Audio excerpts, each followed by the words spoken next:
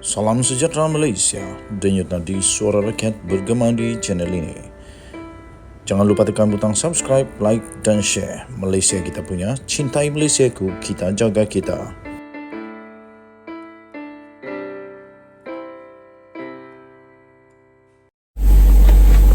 Salam sejahtera Malaysia, denyut nadi suara rakyat bergema di channel ini. Nampaknya Menteri Besar Kedah tak akan serik. Menteri Besar Kedah tak akan serik. Tapi sebelum itu saya ingin ucapkan bilion terima kasih kepada semua yang sudah tekan butang subscribe, like dan share. Terima kasih juga yang sudah tekan butang join member. Bagi yang belum, saya mohon untuk tekanlah join member, share dan komen video-video dalam channel ini. Sanusi sekali lagi kongsi kembali kenyataan fitnah, tegaskan akan bayar saman.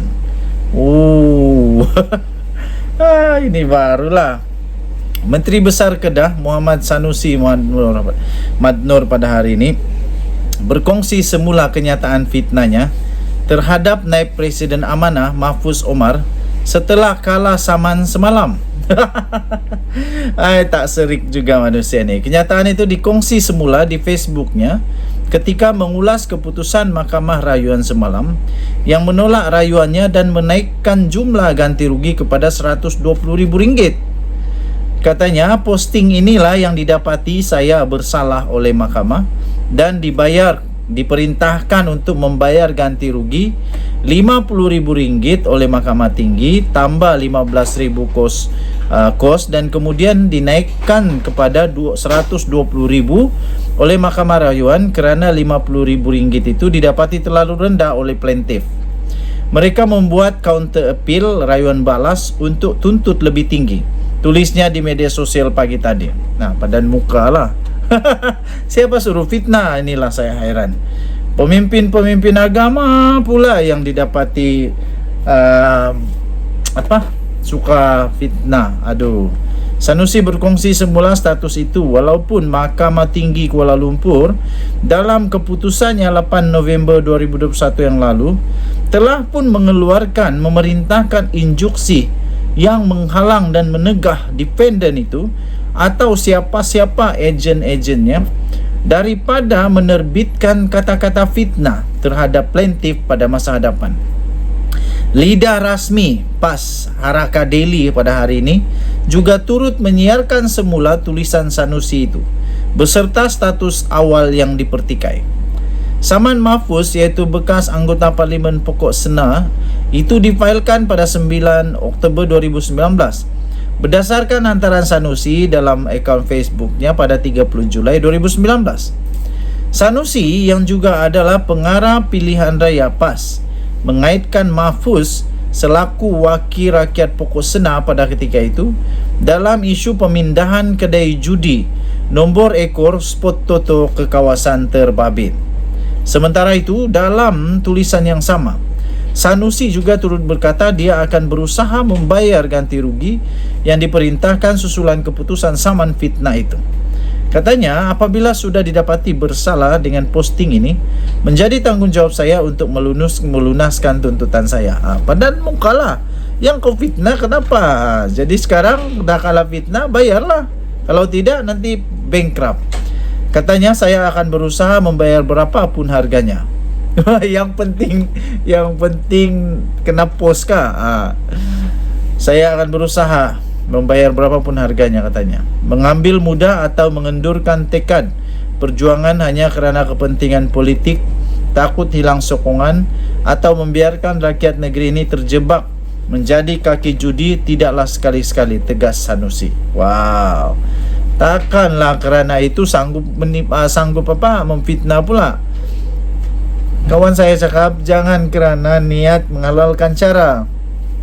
Dia bagaimanapun menegaskan keseriusannya membentras kegiatan perjudian di Kedah dengan tidak lagi mengeluarkan lesen premis judi selepas Disember 2022. Mulai Januari 2023, tiada lagi premis perjudian berlesen di seluruh Kedah, selari dengan keseriusan PAS untuk menghentikan kegiatan yang merosakkan seluruh masyarakat di negeri ini, katanya lagi.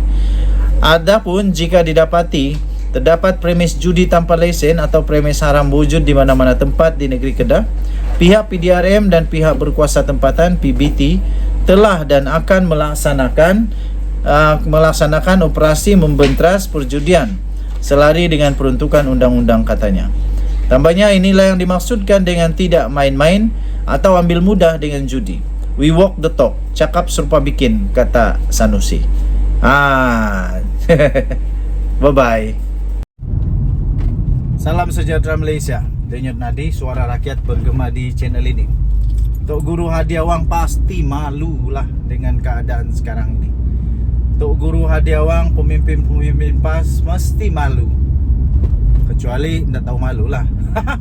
Kecuali tak tahu malu, tapi bikin malu lah. Dan kali ini ya terpaksa pula sekali lagi minta derma dengan tabung Milo, dengan 10 Milo. Terpaksa pula untuk minta sedekah pula kali ini. Memang agak memalukan lah, memang agak memalukan ya tuan-tuan dan puan-puan, apabila pemimpin besar, dia pula pengarah pilihan raya tu, pengarah pilihan raya PAS, pengarah pilihan raya PAS didapati salah memfitnah, bersalah kerana memfitnah, dan dia didenda dulunya RM50,000 tapi dinaikkan oleh mahkamah pada RM120,000.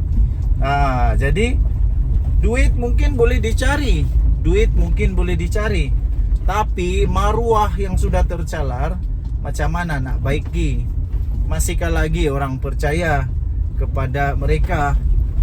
Tapi ada juga yang percaya, mesti ada. Jadi apa yang berlaku ialah Sanusi, Menteri Besar Kedah, dan dia juga pengarah pilihan raya untuk PAS, dan dia juga orang besar dalam PAS lah, dalam Perikatan Nasional dan PAS. Tapi sekarang dia pula memalukan PAS ni. Memang ini bikin malu PAS ini. Kenapa bikin malu PAS? Kerana betul lah, apa tidaknya pemimpin yang dipercayai, disayangi, dihormati, sekarang kantoi dan kalah kerana memfitnah. Memfitnah Mahfuz. Datuk Wira Mahfuz didapati menang kes dan didapati sah si Sanusi telah kalah dan didapati dia telah memfitnah. Dalam rayuan yang baru-baru ini, di rayuan itu bukan saja ditolak oleh mahkamah, tetapi rayuan itu juga ditambah lagi hukuman kepada Sanusi. Aduh, kesian juga. Mana nak letak pemimpin-pemimpin PAS punya muka lepas ini? Malunya, memang malulah. Kita berharaplah selepas ini pemimpin-pemimpin daripada PAS, terutamanya yang banyak kali kalah saman fitnah ini, banyak kali dibuktikan oleh mahkamah bahawa mereka kalah dan mereka memfitnah. Dah banyak kes diorang kalah. Berhentikah mereka daripada memfitnah ini? Lepas tu banyak pula yang sudah tahu salah, rasanya tidak mampu untuk bayar.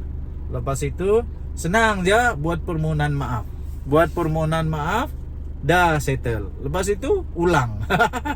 Dah settle, ulang lagi, fitnah lagi, minta maaf lagi. Begitulah. Nasib baiklah kita ini negara yang bagus. Negara yang bagus. Apa jadi kalau betul-betul orang undang-undang 355 itu dapat dikuat-kuasakan ya? Undang-undang atau hukum hudud. Kalau yang memfitnah, apa pula diorang punya hukuman? Habislah. Kalau betul-betul dikuat-kuasakan itu hukum hudud, undang-undang hudud tu, yang pemfitnah nanti diorang dapat apa? Apa diorang punya hukuman? Menurut hukum hudud atau undang-undang hudud, apa diorang punya hukuman? Yang saya tahu, memfitnah itu lebih besar dosanya daripada membunuh. Itu kata kawan saya. Jadi Denyut Nadi Suara Rakyat bergema di channel ini. Bye-bye.